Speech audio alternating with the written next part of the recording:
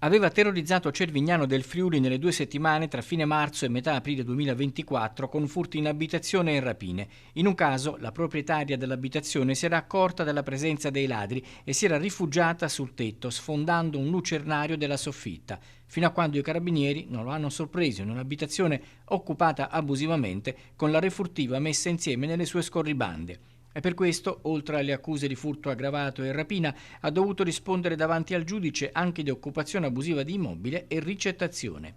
Mercoledì 13 maggio, davanti al giudice per l'udienza preliminare di Udine, Rossella Miele, un 32enne di nazionalità algerina è comparso per rispondere dei reati contestati dalla Procura di Udine. Difeso dall'avvocato Erika Cicuttini del Foro di Udine, l'imputato è stato ritenuto responsabile degli episodi contestati e condannato a 9 anni di reclusione. Il giudizio si è svolto con il rito abbreviato che gli ha permesso di ottenere una riduzione di un terzo della pena. L'uomo si trova in carcere per altre ragioni. Nell'udienza di mercoledì ha seguito il processo in collegamento dalla struttura penitenziaria dove è detenuto. Le denunce dei cittadini colpiti in alcuni furti nelle loro abitazioni segnalavano la presenza di più ladri. I presunti complici del 32enne algerino non sono stati però individuati. Le indagini sono state svolte dai carabinieri della stazione di Cervignano del Friuli.